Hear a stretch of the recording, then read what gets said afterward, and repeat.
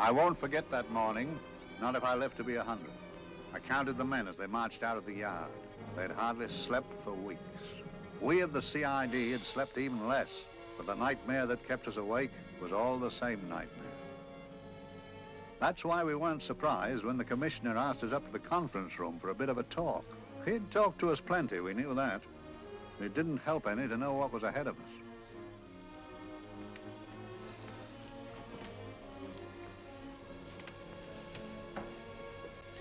Must we have that window open, Gregson?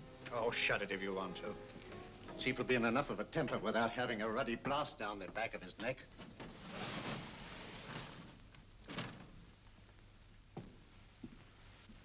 Gentlemen, the commissioner. Stuffy in here. Be seated, won't you? Gentlemen, if you wish to know what able men you are, read any of the works of popular fiction that glamorize your achievements, but don't, I beg of you, read the daily papers. They might give you an inferiority complex. I hate to mention it, but we're confronted with a series of the most atrocious murders since Jack the Ripper. And in the meantime, the CID might as well be playing at shove-hate-me for all the good we've accomplished. Now look. Here, here, and here. Each of these red flags scattered through the city stands for a woman brutally murdered, a woman's terror, a woman's death agony. These are no ordinary crimes. These are the works of a fiend who kills first and mutilates afterwards.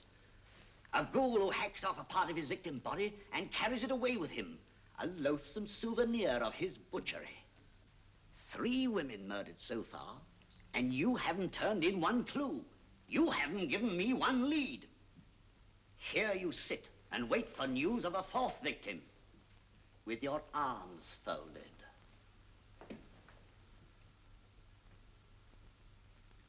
Well, we hadn't long to wait. It was down Lambeth Way where a young woman was hurrying home late last night. She saw something and stopped. It was a constable. He spoke to her and he walked along with her, just in case. He saw her go down the stairway to the basement lodging where she lived. We can only surmise what happened after that.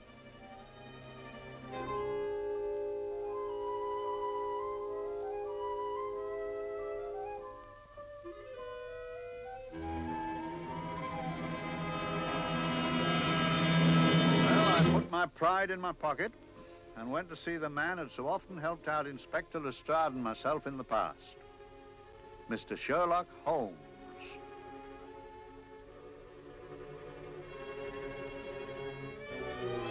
If ever a man needed help, I did.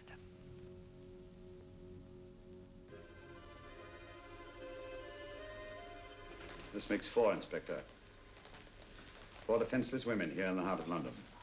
And everyone with the right forefinger hacked off. Not hacked, Inspector Gregson. Cleanly, expertly severed. The work of a skilled surgeon. That's our only clue. Much about the age of my sister's girl. Is there no way of stopping this, Mr. Holmes? Yes. There's a way, somehow. The fiend that did this. I promise. I promise. We've nothing to go on, that's the rotten part of it. We can't get far without knowing the motive. Well, at least we know what the motives were not. It wasn't robbery, nor passion, thanks be, nor yet vengeance. Because they all came of totally unrelated families. Steady, Inspector, steady. Sorry, Mr. Holmes. I don't turn a hair when it's a bloke that can look after himself. A little slip of a thing like that.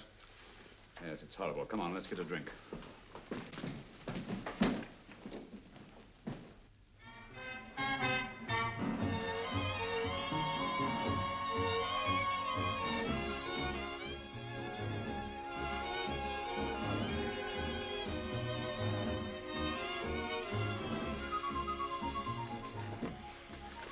Good evening, Mr. Holmes. Good evening, Vincent. Whiskey and soda, please, and a double for my friend here, Inspector Gregson. Very good, sir. Make mine Irish. Decent of you to give me a hand with this thing, Mr. Holmes. Always a pleasure to be of help to Scotland Yard, Inspector. Little out of my line, looking for a maniac who murders just for the fun of it. Or perhaps just to get a human finger.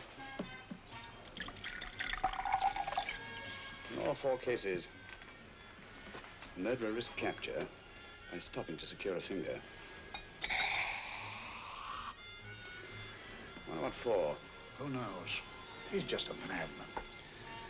Perhaps there's method in his madness. If we could just trace those missing fingers. If we could just drain the English Channel, we might find a penny. Huh? Oh, thank you. You may keep those, Mr. Holmes. Thank you.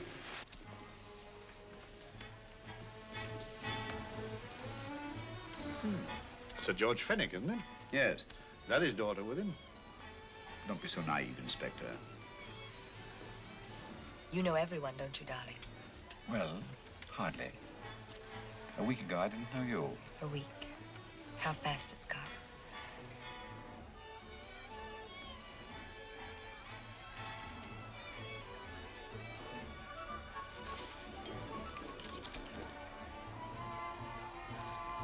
I collect these things.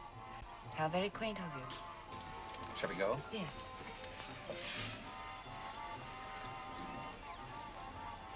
What are you looking at, Mr. Holmes? Looking at a very handsome woman. Outworn to the purple, but giving an excellent imitation. Would you like to come to my flat for a nightcap? Lovely idea. Yes, isn't it?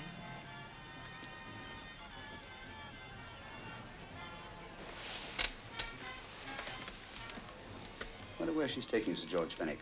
Don't be so naive, Mr. Holmes.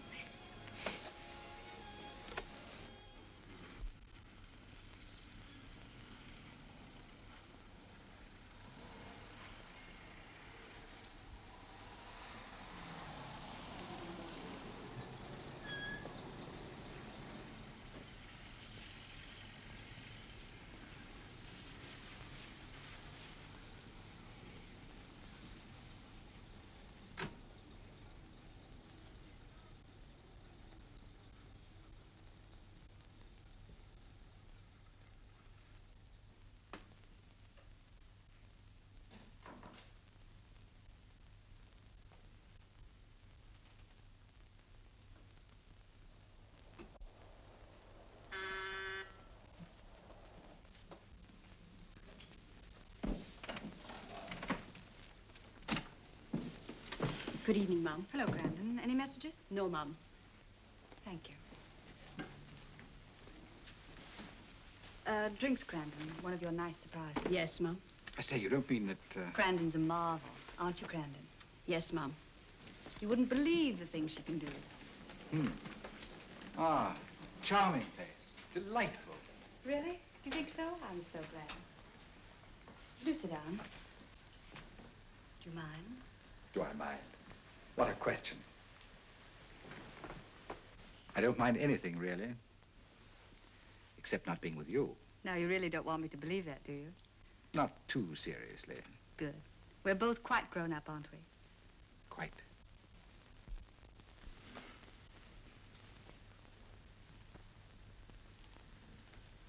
You're a treasure, Grandon.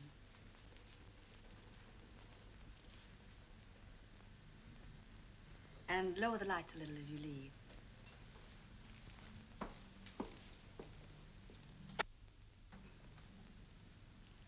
I prefer a more flattering light. In any light, you'd be... Would I? And don't you know it? Perhaps I do.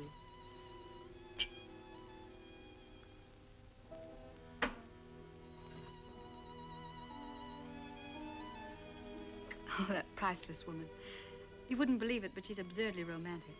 She loves dreamy music, and she thinks that we... But we do, don't we? Do we? Well, it's rather soothing, restful. Yes. And we all need rest at times, like tired children who've played too long. You've played with wooden soldiers, I suppose. Funny. Hadn't thought of that for years. Toy boats were my special joy. Anything I could set afloat anywhere. Like this. And this. Toy boats sailing into the Never Never Land. The land of beautiful dreams. Look. Look, odd, isn't it, how the light is reflected? Little specks of light that move and move, like stars on a slowly moving stream. You know, Holmes, I'm very sensitive to atmosphere. No? Yes, I can tell by the feel of this room there's been a murder committed here. It may interest you to know, my dear fellow, it was the other side of that door at the foot of the stairs that the poor girl was murdered. If only I could find it. Find what? The one thing these unfortunate victims have in common that might give us a motive for these murders. There must be something. Another Jack the Ripper, if you ask me, a homicidal maniac. No, Watson. In the case of Jack the Ripper, there was one thing in common. His victims were all from one walk of life, living in the same section of the city. In this case, the murderer chooses his victims from all walks of life and from different sections of the city. No, my dear fellow, this is not the work of a homicidal maniac. It's something infinitely more sinister. Give me the creeps. What on earth are you talking about? Watson, I'm convinced that these murders are only incidental to some larger and more diabolical scheme. That may be, but why the severed fingers? The answer to that question, my dear fellow, is our only hope of solving these mysteries. Dear sister, I am so happy. I had such a lovely holiday at Brighton with you and Alf. And I'm looking forward to being with you again. Poor little thing. Sort of raises a lump in your throat. I can picture her sitting here happily writing this letter. And I'm not bit realizing that she's shortly going to her death. Hello? Gregson. Oh, there you are, Mr. Holmes. I've been looking for you everywhere. What's happened? Murder in Edgware Road, not half an hour ago. Woman? Yes, and the right forefinger cut off clean.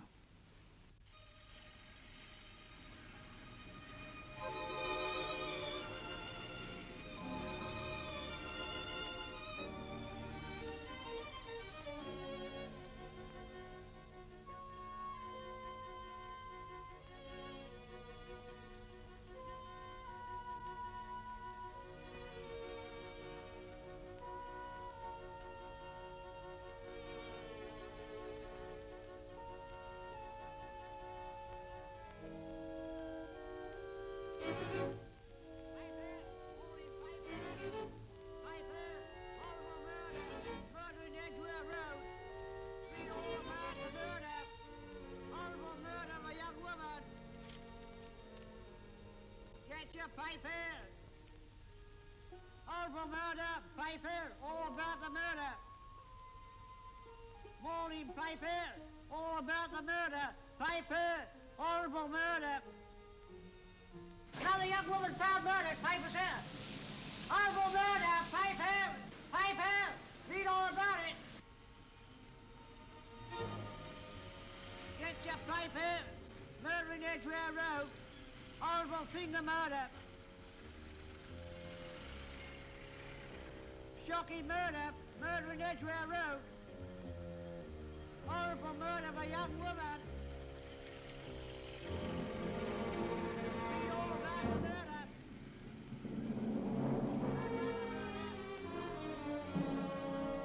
Only fancy, Mum. There's been another of those horrible murders. Dear, dear, how shocking. Yes, Mum. I really don't feel quite safe here myself. Oh, dear.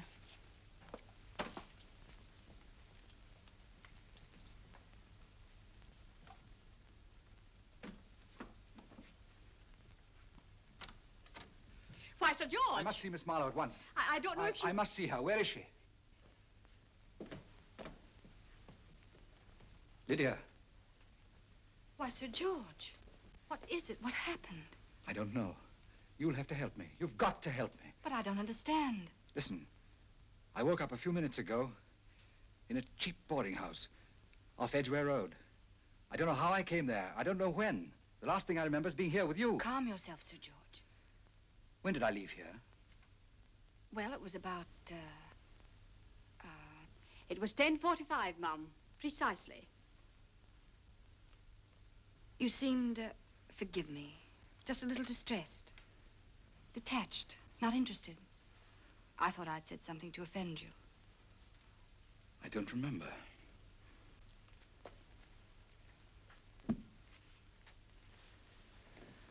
I can't remember. Tell me, has this happened to you before? Before? Well, there is such a thing as amnesia, you know. If it was 10:45 when I left you, it was 9 this morning when I woke. Over 10 hours lost. 10 hours that I can't account for. And in my pocket, when I woke, I found... Here, in my pocket. That isn't... Oh, it's not for you, of course. It can't be. Excuse me, Mum, but there's a man asking to see the gentleman. Send him away. Yes, Mum. No, please. I'll see him.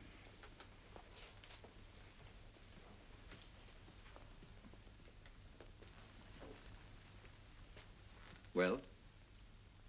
Delightful room. Not much like the place you woke up in this morning. You followed me here? Yes. Are you a detective? Oh, no. Quite the contrary. Don't be afraid, Sir George. You know my name? Oh, yes. A very old and highly honored name. And being the bearer of such a name, and also a very wealthy man, I thought you might care to possess yourself of this trifle. Rather than let it fall into the hands of the police. It is yours, if I'm not mistaken. The initials, GF. Where did you get this? It came out of your pocket. I saw it fall, but you never noticed. You were very busy, bending over something with a knife. Then you put something in your pocket.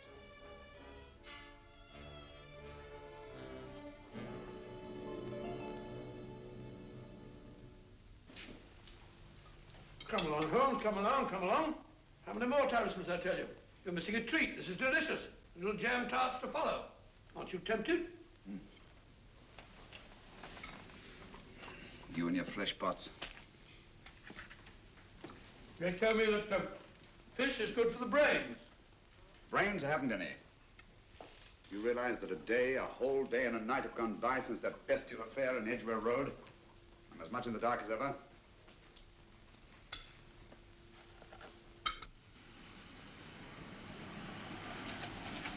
Hello, here comes a client, unless I'm very much mistaken.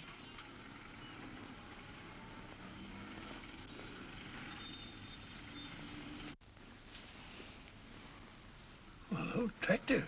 Very attractive.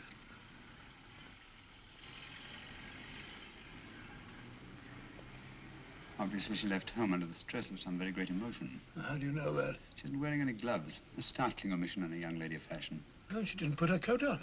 Open car, too.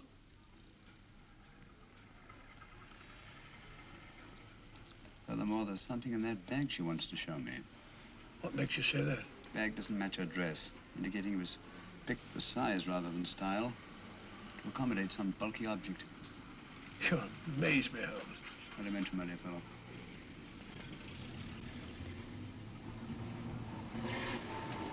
Well, that's interesting. What is? That cab, turning at the empty house. I wonder why he followed her here. Oh, wouldn't you? Quite possibly with the glasses.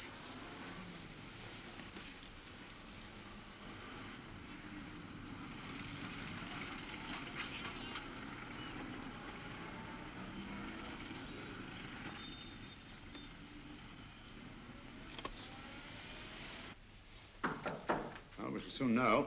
Yes, Mrs. Hudson? It's a young lady, sir. Most urgent. Ask her to come in. Go right in, miss. Mr. Holmes? Yes, this is my friend, Dr. Watson. How do you do? How do you do?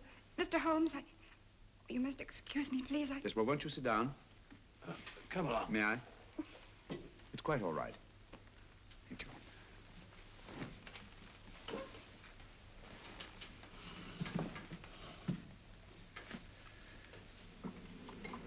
Now, try to control yourself, Miss Merrick. You're with friends.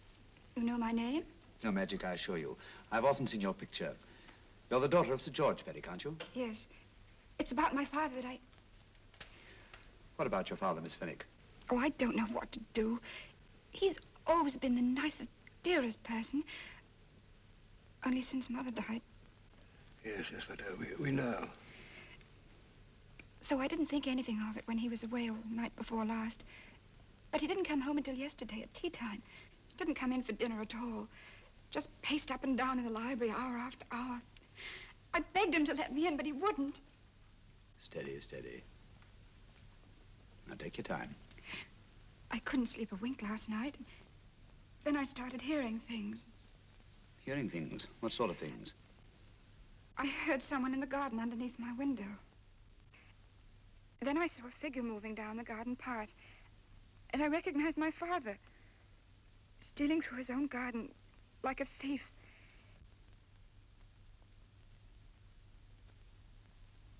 He had a spade in his hand, and he stopped by the greenhouse where he started to dig. This morning, at daybreak, I stole out into the garden and found this.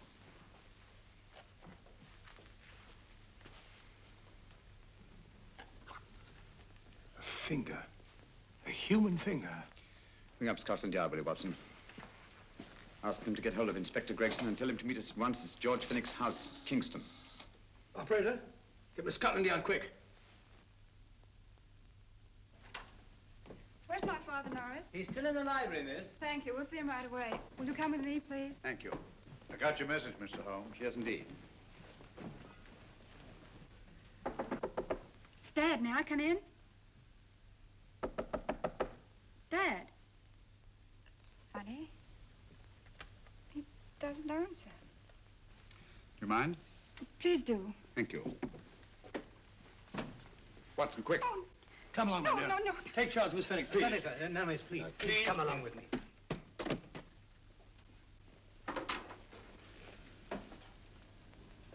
Dead? Yes. What do you make of it, Doctor? Shot in the back, between the second and third ribs. The bullet undoubtedly had penetrated the heart. Look at the powder marks on his coat. I was afraid of this. What do you mean? Don't you remember the man in the cab who followed Miss Finnick to Baker Street? Well, you don't think he had anything to do with it, do you? I think it's reasonable to assume that he tipped off someone that I'd been sent for. Sir George has obviously been murdered to keep him from telling me what he knew. What was the weapon used? Small caliber revolver, point blank range by the look of the wound. The murderer came in through those French windows. The mud from the garden he brought in on his boots. Sir George must have surprised the intruder. Passed the room to him here. What follows, we can't tell. But from the location of the wound, I'd say that he turned his back for a moment, and as he turned, the muzzle of the revolver was placed between his ribs and one muffled shot fired. And you mean to say he kept on going, even after he was shot? There's no doubt about it. Look there. The trail of blood leads us back to the desk. There's something Sir George was after. Something. I know. He was trying to summon help, poor chap. I don't think so, Watson. There's the bell pull by the fireplace.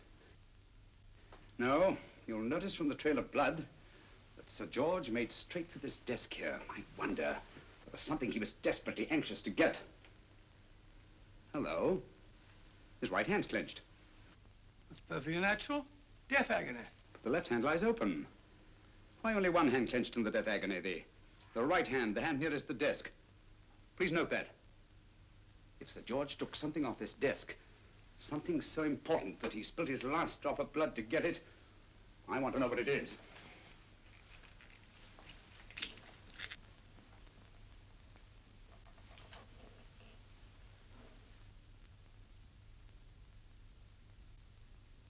It's nothing but an ordinary match folder.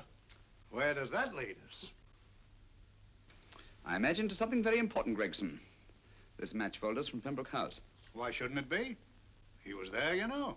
We saw him yesterday. Yes, but the effort he made after he was shot to get hold of this match folder. It's just possible he wanted someone to remember Pembroke House. He may have wished to recall it to someone who saw him there. Someone who, like ourselves, saw him with a woman.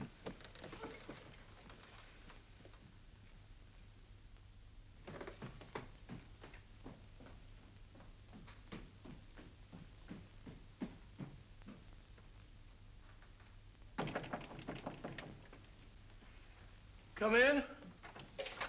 Oh, Dr. Watson, this came by hand for Mr. Holmes not 10 minutes ago. Thank you, Mrs. Hudson. That would be the report from Sir George's bank. Report from Sir George. Oh, really? Don't you remember his daughter told us that he'd just closed his account? Had it looked into at once.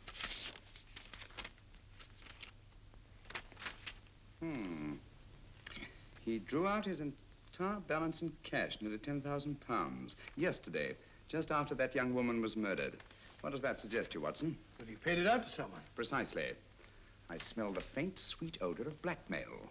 You don't think he paid it out to someone who saw him murder the McLean woman? Sir George never murdered anyone. But he did have that woman's finger, and he evidently did have and pay out a lot of cash. That's the terrifying part about blackmail, Watson. The victim is afraid to fight the accusation, no matter how false. Once the accusation is made, his name is smeared, and sometimes his life is ruined. Well, Sir George didn't commit these murders. What fiend did? I rather think they're not the work of any one man. Oh, come, Holmes. You don't expect me to believe there's a whole organization going about killing people and chopping off their fingers? No, it's possible, quite possible. Well, whoever's behind all this thing must be out of his mind. On the contrary, my dear fellow, if my assumptions are correct, this little scheme has behind it the most brilliant and ruthless intellect the world has ever known. You don't mean Professor Moriarty? I do. Oh, steady, Holmes. You've got him on the brain. This is the third time in as many months you've suspected him of unsolved crimes. He's dead, you know. Is he? Is he? You know he is. He was hanged in Montevideo, well, over a year ago. I know that someone was hanged in Montevideo under that name. But I'll stake my reputation that Moriarty is alive and here, now in London. Hello? Yes, Dr. Watson, wait a minute. You me? Oh, yes? This is Dr. Watson speaking. No, I'm afraid I've retired. I don't practice anymore. What? Oh, that's a different thing. An emergency case. Well, just a minute. Yes? Yes, well, see, she's not moved. Remember that? Don't touch her till I get there. Fractured case in McCardle's Mews. Heavy woman. 14 stone. Oh. Look at dust. 14 stone. Just the sort of person who would hoist herself up on a stool to feed the canary. There ought to be a law against fat people keeping little dicky birds. Well, so long, old man. I shan't be very long. Haven't used that bag since I brought little Amelia. What's her name in the world? She grew up to be a very unattractive child. Well, who wouldn't with a name like Amelia? Oh, Amelia. Amelia.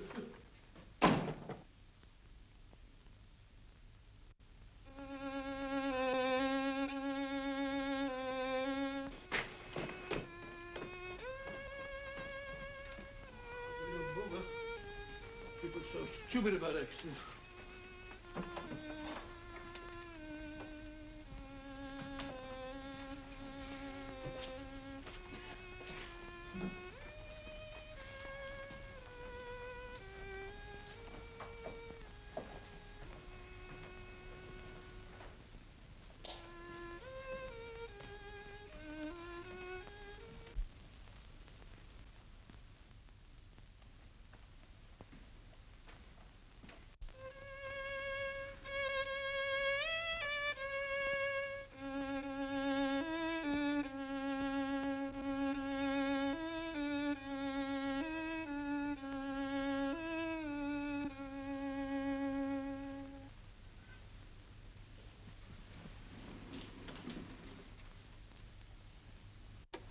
Oh, Professor Moriarty. Not that I wish to appear inquisitive, but to what am I indebted for the pleasure of this visit? Scotland Yard will be interested. It's very convenient for me to have Scotland Yard think that I'm still dead in Montevideo. I never dreamed of fooling you. Thank you. The thought occurs to me, Mr. Holmes, that there are some advantages in living within the law. You're very comfortably fixed here, aren't you? As I get on in life, the little comforts appeal to me more and more. Oh, I beg your pardon. Won't you sit down? Thank you.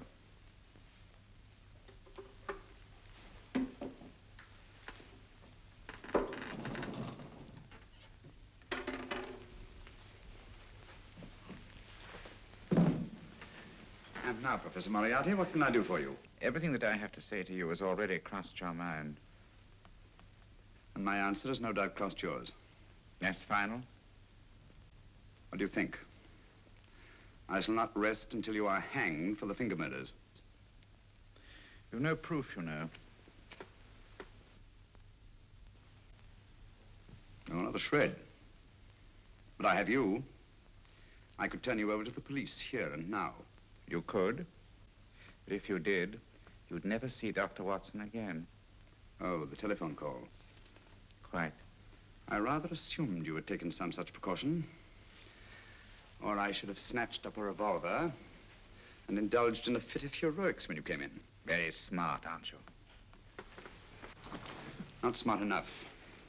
Or I should have anticipated you. But if any harm comes to Dr. Watson, I shall seek you out. I shall not rest until I find you, and when I do... No harm will come to Dr. Watson this time. But I can't answer for the future. Mr. Holmes, I should strongly advise you to drop this case. Don't be silly. Think it over. We've had many encounters in the past. You hope to place me on the gallows. I tell you, I shall never stand up on the gallows. But if you are instrumental in any way in bringing about my destruction, you will not be alive to enjoy your satisfaction. And we shall walk together through the gates of eternity, hand in hand. What a charming picture that would make. Yes, wouldn't it? You know, I really think it might be worth it.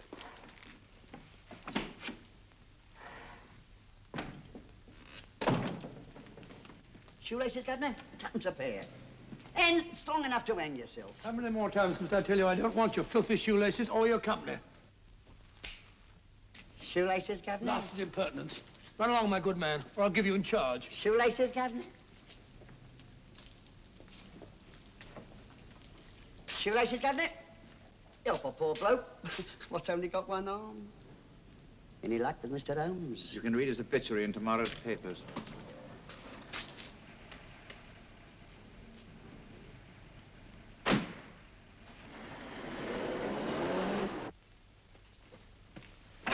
Oh, there you are, Watson. Come in.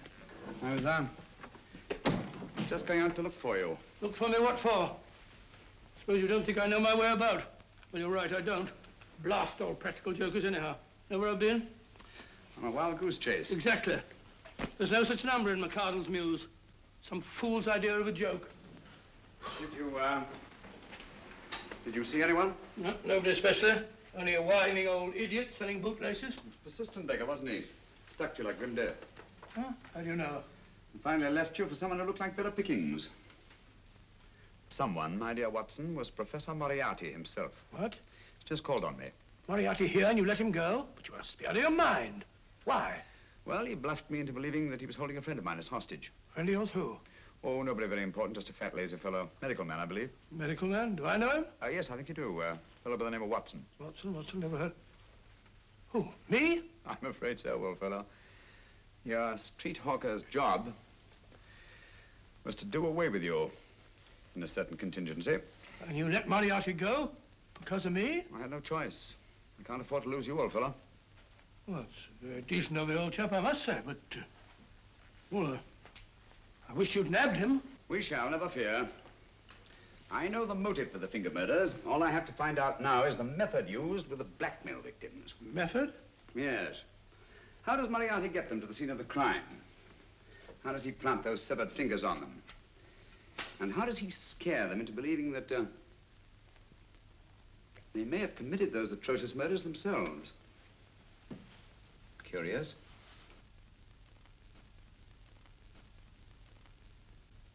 Very curious. Huh? Curious? What's curious? That window in the empty house across the street. First floor front. Huh? What's wrong with it? It's open. Why shouldn't it be open? Well, it wasn't open half an hour ago. I'll stake my life on that. Well, it's not our business. Let it stay open. I wonder if you'd go over, old fellow, and see what's the matter. Oh, trespassing. It's against the law. Very well, I'll go myself. Oh, well, if you're going to put it like that, ridiculous waste of time. Going about shutting windows at this hour of the night. Yeah, you better take this torch. Well, take what? Dignified job for a doctor. Dr. Watson, the torchbearer. And what do you propose to do? Sit in a comfortable chair, I suppose, and read a good book? That's a very good idea. Yes, very good idea.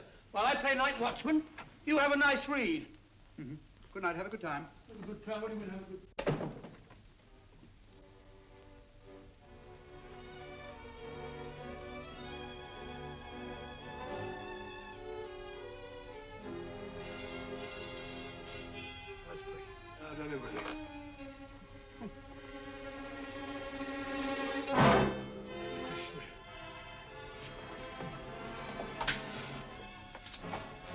it for? Oh, umbrella stand. Pretty little thing to keep about the house.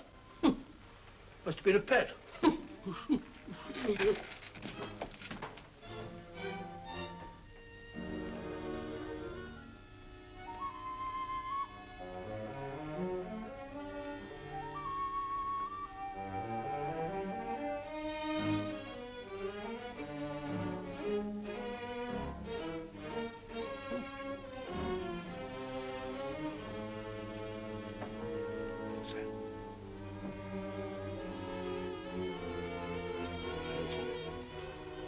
Rat rubber.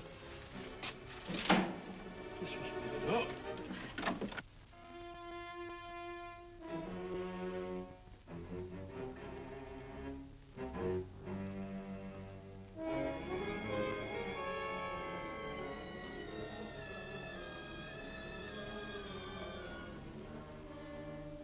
While he sits comfortably reading a book.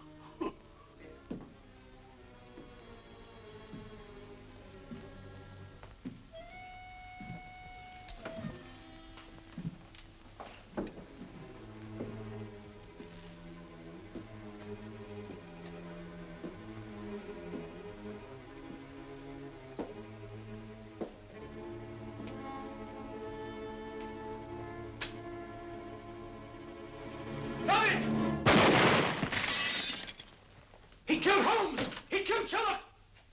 Watson. You? But I saw him shoot you a second ago. Not me, my dear fellow. Merely the bust of Julius Caesar. Incidentally, you may have noticed that all through the ages, prominent men have prominent noses. Shh. Oh, I'm afraid we're in for terrible trouble again with Mrs. Hudson. Window smashed, plaster all over the floor. Get up, you. Corporal Williams, Middlesex Regiment. Discharged from the army as physically unfit. Huh. Papers seem in order. Now, Corporal Williams, you've seen service in the Far East, haven't you? The East? I thought so. Look at his complexion, Watson. Yellow as saffron. He's been taking atabrine. Cure for malaria. Sniper, aren't you? Sniper. Hmm. Why did you try to kill me? I had to kill him. I had to. Oh, snap out of it. Stop it, Watson. He's shamming. No, he isn't. Who told you to kill me? She told me. She told you? She told me I couldn't miss. Well, luckily you did miss, you murderer. He isn't a murderer, Watson. Listen, Corporal Williams. She told you you had to do it, didn't she? I had to do it. I've got it, Watson, I've got it. Got what? The method used in the finger murders. Well, what is it? Hypnotism, my dear fellow, hypnotism. And it wasn't against his nature, that's the devilish part of it. They picked a man for their purpose whose job was sniping. Who are they? Professor Moriarty and his finger murderers. Williams spoke of a woman. I think you'll find that she asked him home tonight for a drink. Nice quiet rooms, soft lights, music. You got it all pat, Mr. Holmes. What's the lady look like? Oh, up 30, nice figure, blonde, lustrous eyes. Oh, really? Got a phone number? Oh, so? Williams will give us her address. Look after him, Gregson. Don't let anyone come near him. He's our key witness in the finger murders. Well, I hope you're guessing right, Mr. Holmes. Get up, Williams. Now, go with Inspector Gregson anywhere he tells you. Come on. Yeah. Ring me as soon as he comes to himself, will you? I will. Good night, gentlemen. Good night. Well, if you believe that fellow Williams was hypnotized, I suppose you think Sir George Fenwick was hypnotized too. Yes, I'm quite sure of it. Have a cup of tea? Thanks, old boy. Nothing to eat. Well, why didn't these people make Sir George do the murder himself? Because they didn't want to get him hanged. They wanted to blackmail him. Well, who do you think the actual murderer is? One of Moriarty's gang. A diabolically simple technique. Kill a woman. Yes, but why cut off the fingers? My dear fellow, don't you understand? The severed finger is what links the blackmail victim to the murder. He wakes, finds the grisly thing in his pocket. Doesn't know how it got there. He's no idea that he's been hypnotized. For all he knows, he may have committed the atrocious crime during some dreadful lapse of sanity. In that state, when he's utterly demoralized, the blackmailers take over. Is that it? Undoubtedly. You see, they swear that they saw him commit the murder. And being human, the victim will pay anything rather than stand trial on a charge that will make his very name loathsome. Oh, it all fits in if you believe in hypnotism. The only possible explanation. You think the hypnotist is that woman with the blonde hair and the lustrous eyes, the woman you invented? I didn't invent her. I saw her. What on earth are you talking about? That woman, my dear Watson, was with Sir George when he left Pembroke House. I saw her there. I shall see her again, and Williams will lead me to her. That's why it's so important to keep him safe. He will identify her.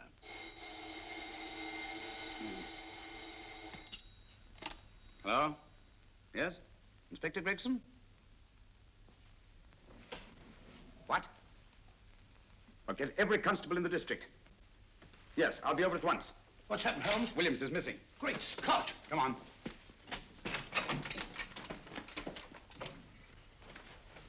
Lorry crashed into Gregson's car. During the confusion, Williams disappeared. Escaped, eh? No, kidnapped. To keep him from talking when he came to. You don't think that Moriarty... Moriarty? Anything is possible.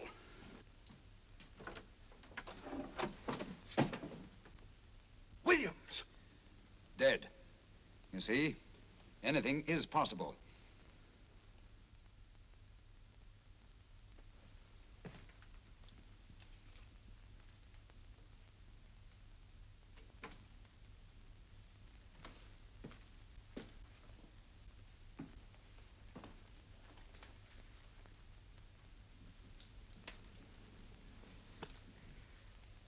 Oh, good morning, Professor Moriarty. You startled me. I'm dressing another dolly, a dear little nurse. Is there anything wrong with your finger? Just a splinter. Nasty thing, splinters. Most trying. One can't be too careful, but I'll get it out for you. I have the very instrument to help you. Sharp enough to split a hair. Put those tools away until they're needed. But they're not tools, sir. They're instruments. Put them away. Is Lydia in? Yes. But really, you should let me. Get dressed. Holmes and Watson just left Baker Street for the Mesmer Club. Mesmer Club, the meeting place of all the top hypnotists in London. Do you suppose that Mr. Holmes is onto our method? If he suspects, it's merely a suspicion. It's our business to see that it ends there. I hope you're right. Williams passed away before he could talk, remember? What do you want me to do? Go to the Mesmer Club, meet Holmes, and induce him to come back here. Isn't that a bit dangerous? Every meeting with Sherlock Holmes is potentially dangerous. However, you say he didn't see your face at Pembroke House. And how would you suggest I get Mr. Holmes to accompany me here? Kidnap him? Oh, no. Holmes has one weakness, his insatiable curiosity. If you can arouse that, you can lead him anywhere. It's up to you to take advantage of any opportunity that may arise. This way, please, gentlemen. I'll tell Dr. Onslow that you're here. Thank you. So this is the Mesmer Club. If you ask me, hypnotism is a lot of mumbo-jumbo. Oh, come now, Watson. As a medical man, you must admit that hypnotism has its place in modern science. That may be, but 90% of hypnotists are crooks of the worst kind. Nothing more than a lot of charlatans exploiting weak-willed morons. Ah, Dr. Onslow, I believe. Happy to meet you, Mr. Holmes. Your brother Mycroft suggested I might be of help to you. He's a valued member of our little group of charlatans and crooks. Oh, beg your pardon, sir. I didn't know you were listening. Behind the curtain. My friend, Dr. Watson. Oh, delighted. How do you do? I wonder now. You see, we're in the midst of a little experimental session at this very moment. If you'd care to join us. Oh, certainly, certainly. That'd be very instructive. Oh, well, will you follow me? Thank you. Why should I know somewhere behind the blasted clinical? In treating his patients. But today, the therapeutic value of hypnotism, as we now call it, is conceded by innumerable physicians. Especially is it of value in surgical cases where the administration of local or of general anesthetic is inadvisable. Inadvisable poppycock. Oh, sorry.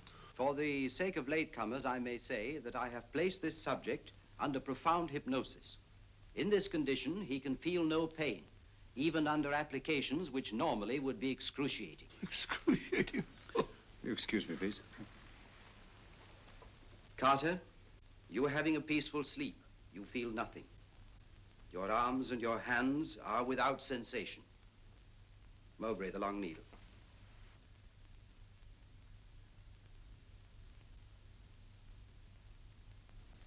Carter, give me your right hand.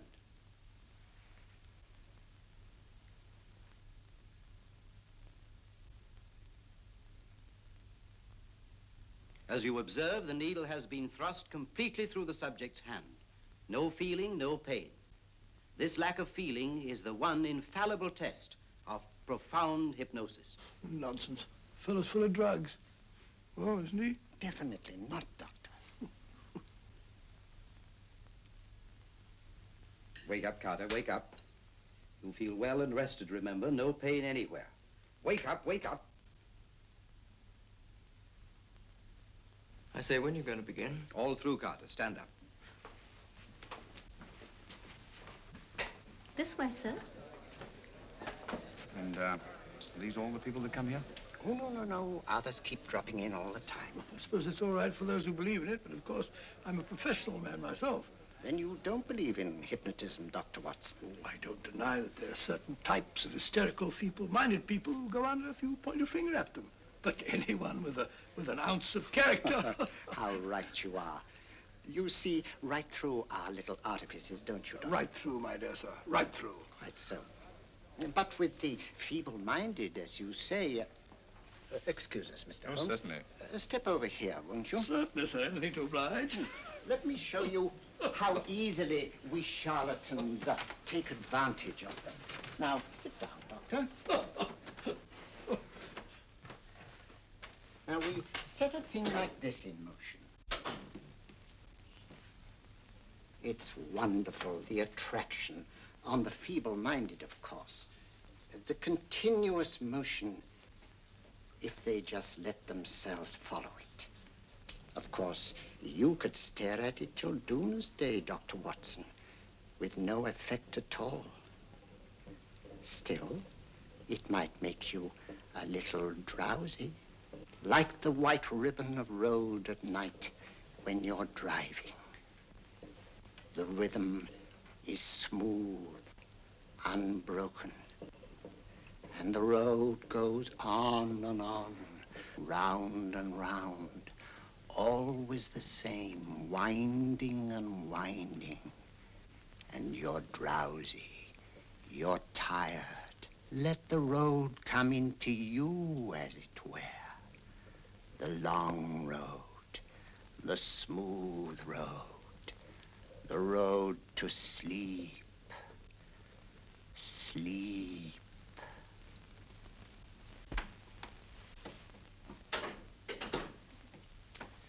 Open your eyes.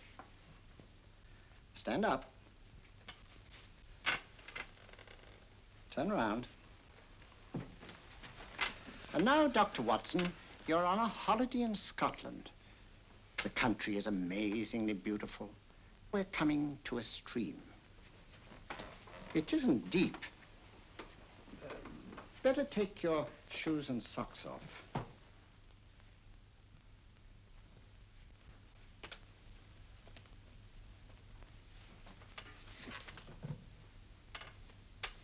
Roll up your trouser.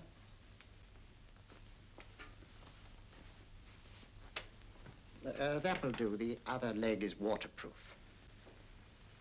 Turn around. Mind the pedals.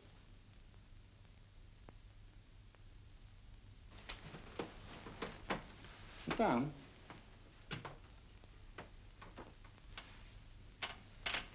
Wake up now.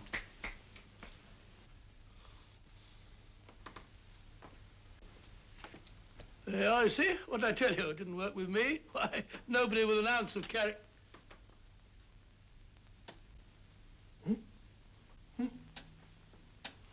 I think you'll need these.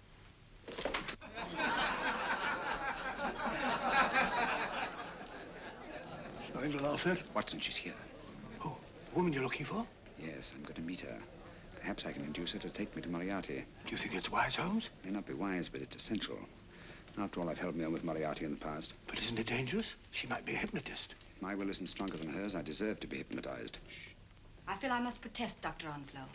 I was told this was a gathering of serious students of a great science, and I find myself in a company of buffoons. Oh, my dear madam. Elliot's and Esdale Braid.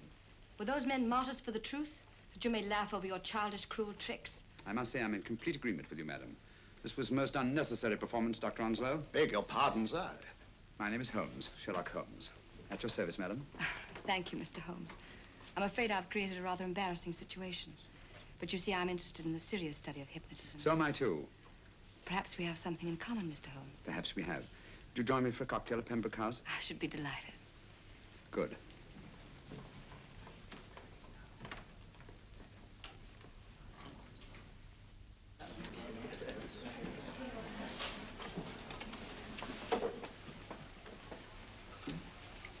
Thank you.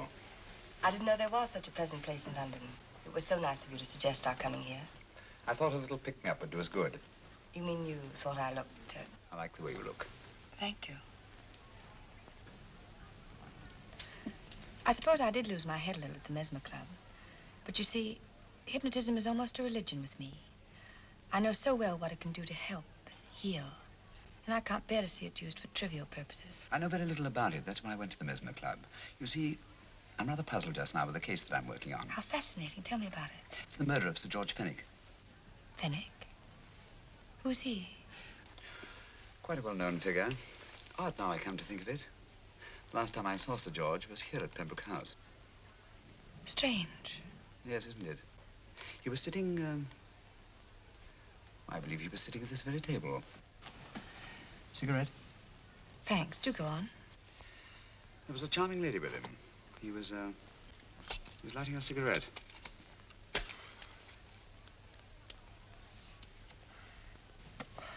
Charming. Did you see her face? No worse like. Merely her back. How unenterprising of you. Yes, wasn't it? Afraid I'm getting a little older. I shouldn't say so. That's nice of you. Still, the first time in my life, I've got hold of a case that's beyond me. I'm actually losing sleep over it. You know, Mr. Holmes, I believe I could help you. Really? I should be very grateful. You're amused. No, merely skeptical. How would you go about it? I've used hypnotism more than once in healing. Not for profit. I'm not a professional. But I do think I could help you. If you'd care to... I can't think of a pleasanter experience.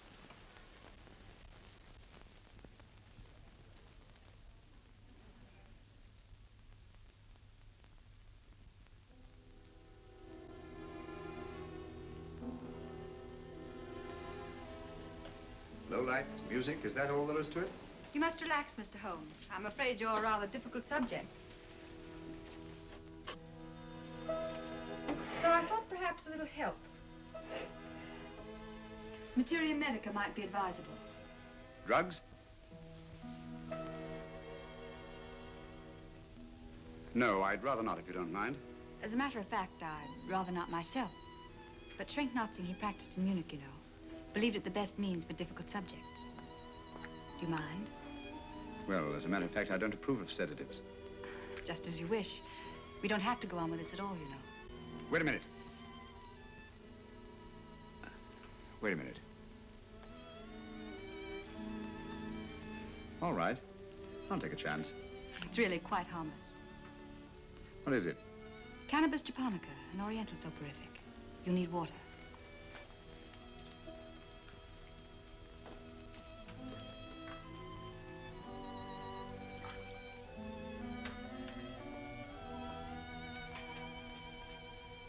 Thank you. Now sit down, Mr. Holmes. You'll feel yourself growing drowsy. Don't fight it. Give in to it. Because you do want to sleep, you know. Just fix your eyes on this one white flower floating on the water. Empty your mind of every other thought. follow the motion of the water. So smooth, not a ripple.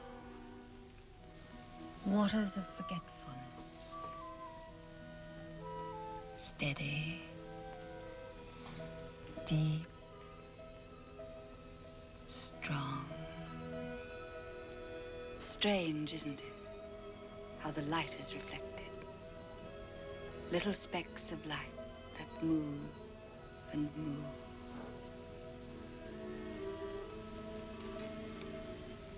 It's restful here. It's peaceful. It's friendly. And you're very close to finding what you're looking for. You'll find them soon now. The guilty ones. When you're rested, gentle waters closing over you. Steady, deep, strong, drawing you down, down, down.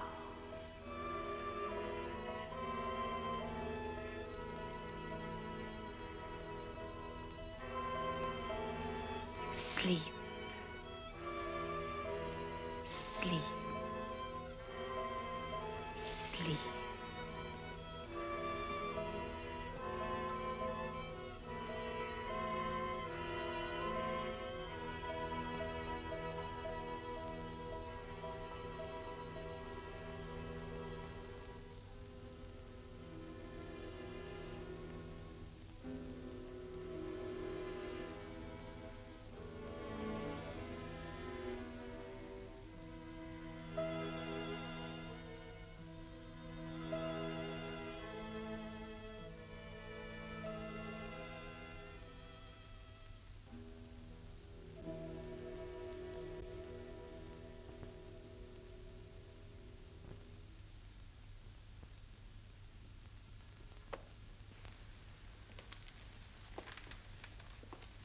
Here he is, Professor Moriarty. Stand up, Mr. Holmes.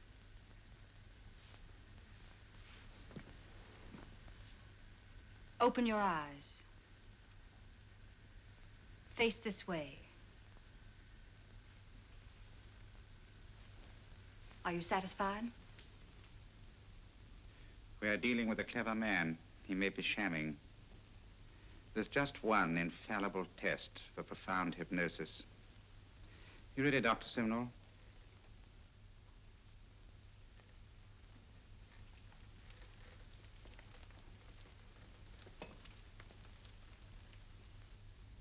That will do, Doctor. He couldn't fake insensibility to the knife. I congratulate you, Lydia. Turn round, Mr. Holmes. Now walk to the desk.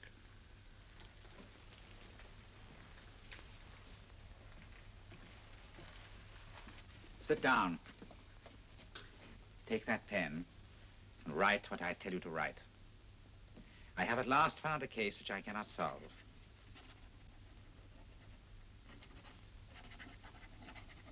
I have outlived my usefulness.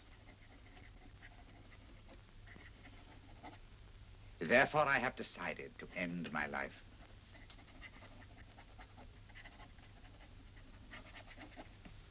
Sign your name. Now blot it.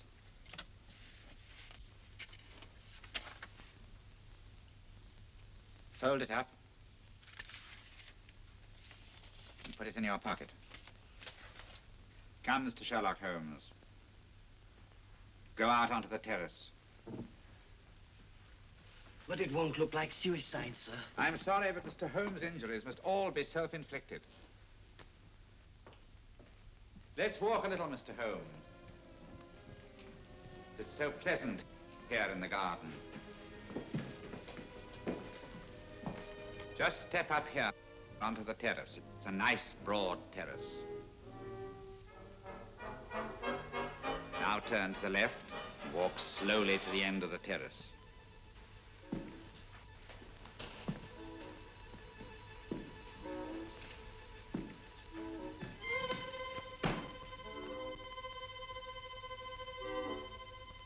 Don't stop. You must walk to the end, you know.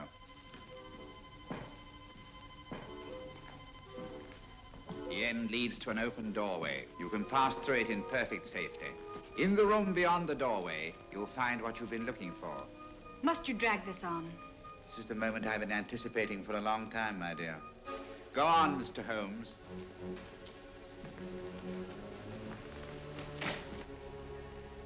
Through the open doorway, you will find the man responsible for the finger murders and the death of Sir George Fenwick.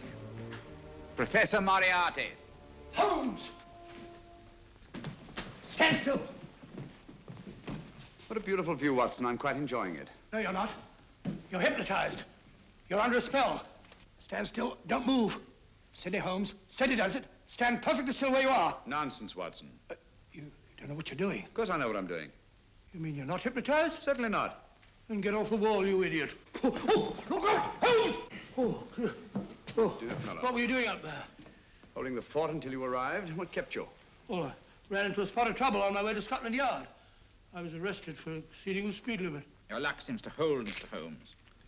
Well, I'd hardly call it luck, Professor. You see, I substituted a drug of my own for the one that this dear lady pressed on me. You are clever, aren't you? A drug that, although it leaves the subject conscious, renders him quite insensitive to pain. That accounted for my lack of reaction to Dr. Simnel's knife. Well, Gregson, quite an impressive haul. Even Inspector Lestrade himself couldn't have done any better. Thanks, Mr. Holmes. Take him away. All right, put her in the van. I was right, Mr. Holmes. You are a difficult subject. Thank you. And now, Professor, our score is settled. Au revoir until I see you on the gallows. The rope has not been made that'll go around my neck. Come on.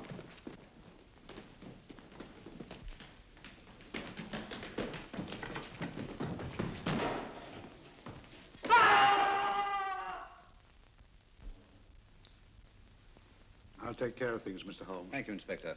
Come on. An evil man, Holmes, but what a horrible death. Better than he deserved. What are you thinking of? I'm thinking of all the women who can come and go in safety in the streets of London tonight. The stars keep watch in the heavens. And in our own little way, we too, old friend, are privileged to watch over our city.